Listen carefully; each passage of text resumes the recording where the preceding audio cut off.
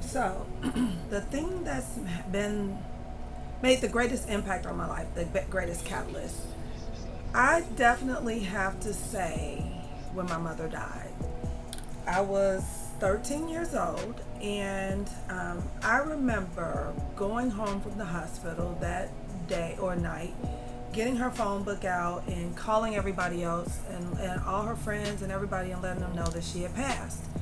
And, I just took charge and made the phone calls. And I remember one of my best girlfriends, still to this day, one of my best girlfriends, and she said, "You're weird."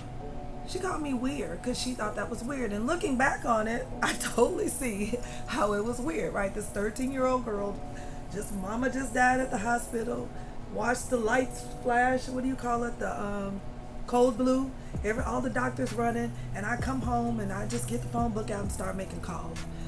And that's that's just, I was forced to grow up quickly, right? And so I started making decisions that weren't the best decisions for me. And I do sometimes think back, like, what would life have been like if my mother hadn't died? And those are fleeting thoughts. I mean, I don't, sit and go down in the dumps. This is my life. This is the journey that God chose for me, and I'm okay with it. It's okay. But I have my moments where I think about it because I know it heavily impacted me. And so I grew up fast. I got in unhealthy relationships. I started, ditching school a lot. I was, being promiscuous as a teen, and I got pregnant in high school. I lost a full scholarship to college. I was just in all kind of chaos, right? And I do think that that would have been different if my mother hadn't died. Now, on the flip side is that I have a whole lot of testimony that I'm able to share and relate to other people because my life is what my life would have been. But I think that was the catalyst, though, the changing point, the place where my life went. Because when my mom's a registered nurse. She was a hard worker. My dad was a truck driver. Both my parents had good careers. We took family vacations. We went to private school. We had nice furniture and nice things. My mama had, we were good. But when she died, things changed. And, I can look at so many ways in which it unraveled. And my daddy worked hard to, really care for us and be a great dad. And I so love and appreciate him. But it was still the catalyst. I definitely say that was the catalyst.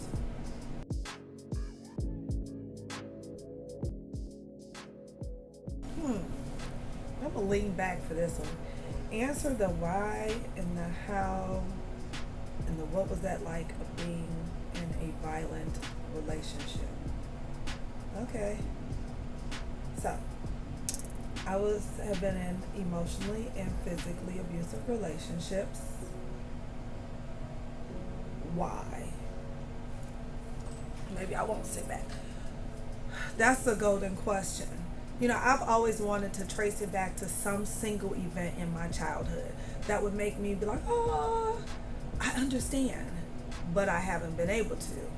But what I have been able to understand is that I had self-esteem and self-worth issues and codependency issues that even today I monitor and try to stay cognizant of because those are my tendencies to go that way. And, it's so funny because when somebody first said to me about like self-esteem and self-worth I'm like, no, not me. And I'm like, I've always had lots of friends and been popular and been smart, yada, yada, yada. But as I've analyzed it and just researched it and gotten to know myself so much better, I honestly think that those are some of the things that have made me be a people pleaser or want approval. And those are the things that help me or help me that caused me to stay in unhealthy relationships. So I believe in, if you've ever heard of conditions of worth, it's attaching your worth to conditions. And for me, being smart, I was so smart growing up. I was like everybody's little golden child. So with my parents, I remember this, right? Me in my room with my bed with my pink canopy, and it was so pretty. And I remember awards all over the walls because I was super smart. Like, I was always teacher's pet. I was Miss Davis, everybody's teacher's pet. My friends loved me and they couldn't stand me at the same time. I was always good at sports. Like, I was like kind of like a golden child in that regard, right? I remember my parents coming in, I'd have all these awards and they'd be showing everybody around my room and all my accomplishments.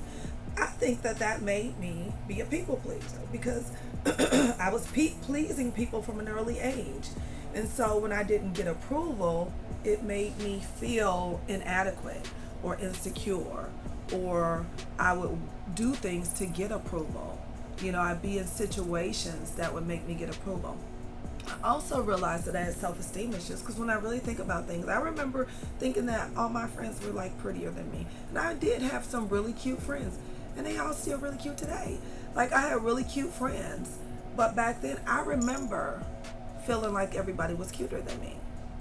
And I was like really thick, and I wanted to be smaller, and I wanted longer hair, and I wanted my skin to be a little bit lighter. Like, these are all real things that I remember. And looking at all of that, I think it all made me have lower self-esteem and be insecure in ways that I never even realized it. Like, you couldn't have told me 6-7 years ago that I had those kind of issues, but I did, and I'm okay with talking about it because it was just the reality of it. But I think all those things, a combination of those things, that's how I got into these relationships, because I just wanted to be in a relationship. I wanted somebody to pick me, and I didn't recognize my value and what I brought to a relationship and who I am, my power, my beauty, what I have to offer somebody. I didn't see it. So instead, I was just like, well, I'll do what I need to do, and I'll be here, and I'll take this, and I'll take that, because I just wanted to be in a relationship. That's crazy, but it's true for so many of us. And then why do we stay? You want to know why I stayed? Because I didn't want nobody to see me fail. I didn't want anybody to be right. I didn't want the other girls to win. Like, I didn't want to fail. And that is crazy, but it's the truth. And if it's the truth to me, I have a feeling it's the truth for a whole lot of other women, right? That we stay in brokenness because we're broken. And all these broken mindsets, like literally, like when, my man had other women, they weren't going to win. No, they weren't going to win. So I was going to endure just so they couldn't have, I wanted to win. Little did I know I was losing, but I wanted to win. And I didn't want anybody to be right. So I would try to put on my game face and come around like nothing was wrong, knowing everybody could see through it, but I wasn't going to say it out loud. I'm fine, but I wasn't. And it was like during those times, I remember it was just like me and God. Because after a while, you get tired of going back and telling people stuff. You get tired of your own voice telling the same story over and over. So I know that other people got tired of it, right? So then you begin to not tell anyone. And you keep it all in, and it was just me and God. And I remember we used to have some deep conversations because that's all I had.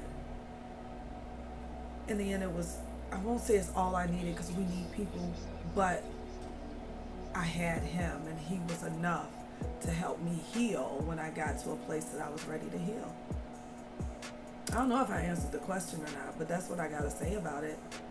That's how I am vulnerable to those type of situations even today. I could be vulnerable with it, so I have to take care of me and my mind and my space and all that so that I don't put myself in those situations again.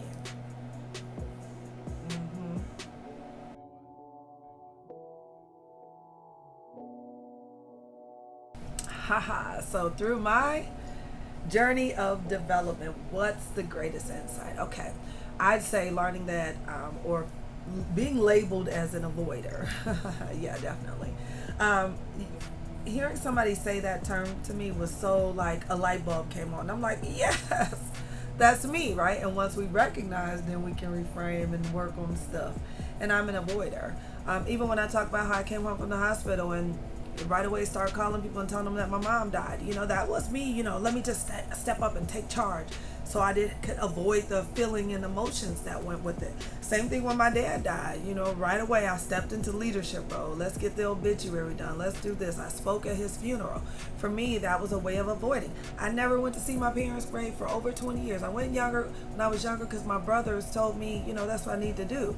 But once I got old enough to decide, no, I didn't go because I didn't want to deal with the emotion. I just went back for the first time last year.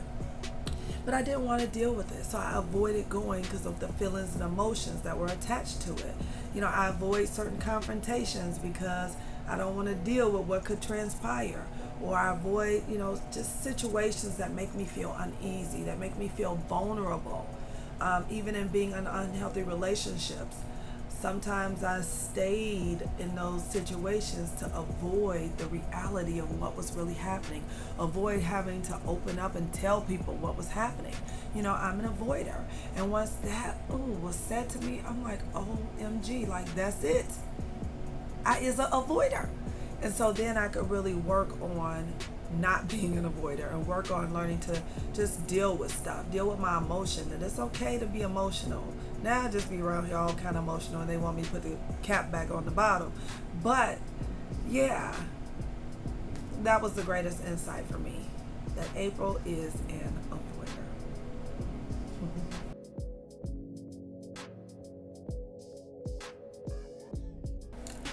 I talk about failure a lot because I failed so doggone much. Um, but I've learned that failure is just literally, it's a cute quote, but the road to success is paved with lots of failure. Cute quote, but so true. And the reason I believe it's true is because if you're not failing, then you're not trying. You're not putting forth the effort. Because in order to be great, in order to reach your potential, in order to achieve great things in this life, you got to put forth a lot of effort. And every effort is not going to be met with an A. Every effort is not going to be met with success. Every effort is not going to be received the way that you want it to be received on the first try. So you got to be willing to fail. And you got to be able to be okay with failure. That took me a little while because I had perfectionism syndrome. That's that smart kid thing again that made me want to be right and perfect. But I've learned that it's okay to be imperfect, imperfectly perfect, right? Imperfect on my way to perfection. If I ever reach that place, probably not, but still, I've learned to embrace failure because failure is a part of my journey. And my journey is going to lead me to greatness. That's what I believe, that the road to success is paved with a lot of failures. So I encourage people to fail, to make the mistakes, to just put yourself out there, to be willing. Because once you can be comfortable, not with just being a hot mess and just doing stuff with no effort, that's not what I mean by failure. But I mean about having the courage to boldly and courageously take steps, knowing that they could result in failure and that they likely will, especially early on, but being okay from that and being able to go back to that failure and glean all the good stuff out and extract it and pull it and put it in your next package. So that every time you keep extracting from the failures and you keep building and you keep extracting, you keep building, you keep building, you keep building, and eventually you're going to get there. You're going to get there. Fail often, fail fast. Is that like Will Smith had a quote that said that something, and I get it, right? And so when I hear people say that, like the first time I heard somebody say that, I was like, oh, I'm on the right road, because I was just saying to myself, no, this is necessary. This failure is necessary, and it is. It is. Any successful person will tell you to embrace failure, and if you're not failing often enough, you're not putting yourself out there, and you have to be willing to be vulnerable, and to take risks, and to be daring, and to believe that all of it works together for your overall good. I believe that, and so I fail, and I'm okay with it.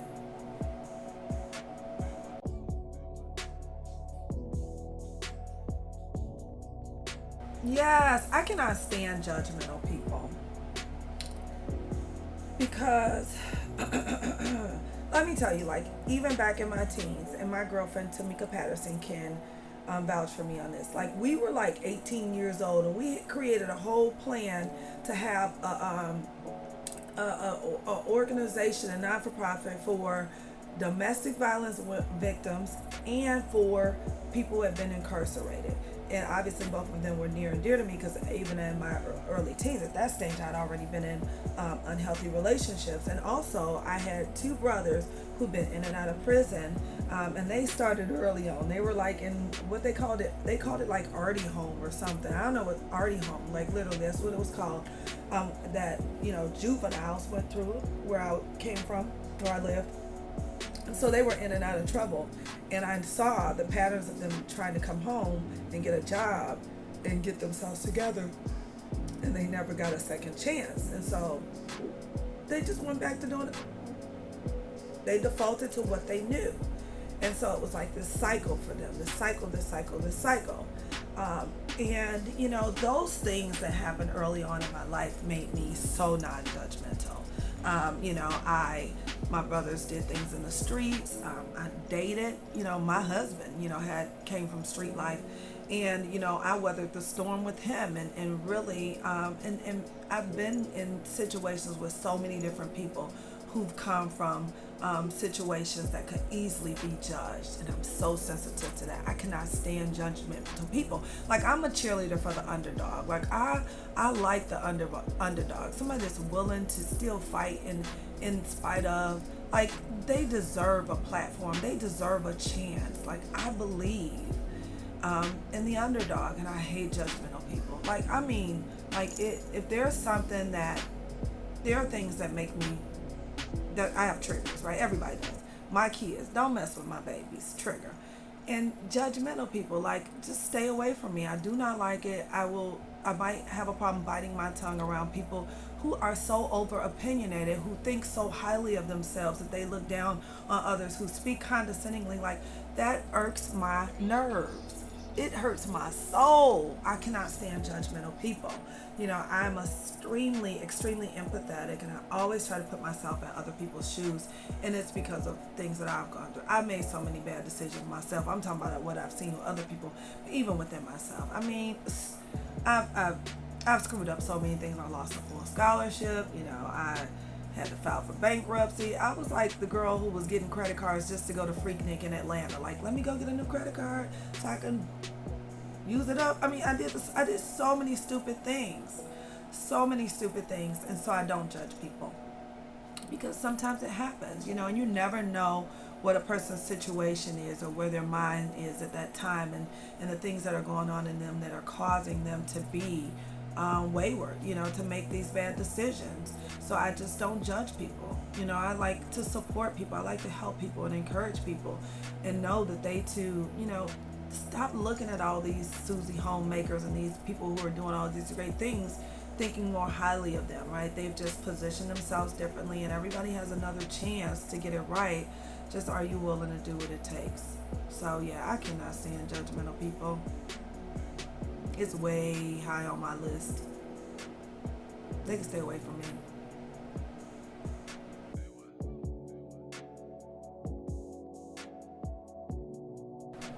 Who am I? Oh my gosh. I can answer this so easily. Yeah, I love me some April. All my flaws and everything, everything. I love every part of me. I'm so confident. I know who I am, like, from my personality makeup, from, you know, my genetic makeup, from my capabilities and possibilities. Like, I believe it. Who am I? Let me tell you, I write these I am statements out quite often. So let me just throw some out to you. I'm a child of God. We're going to talk about my roles first. We all know I'm a mother, I'm a business owner, I'm all that. But who am I in my soul? You know, I'm a candle. You know, I illuminate the path for other women. I'm a testimony. I'm an overcomer. I am triumphant. I am love. I am peace. I'm a healer. I am healed. I am a bridge that closes the gap for other women. I am a vessel. I am strength. I am renewed. I am resilient. I am brilliant. I am joy. I am a second chance. I'm a third chance. I am so many things, and I love it. I love where I am, even in the midst of, you know, the struggle. When I record this video right now today, like, things aren't super great, you know. I've had so much change in the last year, but I am in love with the journey, because I know that everything that happens, like, I always end with a testimony. So from this space that I'm in right now, like, I'm excited about my next testimony, and I can't wait to share. Like, I imagine my testimonies in my head. Like, I literally do. I envision myself, and in my difficult moments, I envision the testimony that I'll give when I get through this moment. I'm just me. I'm April, and I love April. I know that I have a gift to share with this world. I'm a speaker, I'm a teacher, I'm a leader, I'm a voice, I'm victorious. I am a victor, and yeah, so many great things to come. That is who April is. She fly.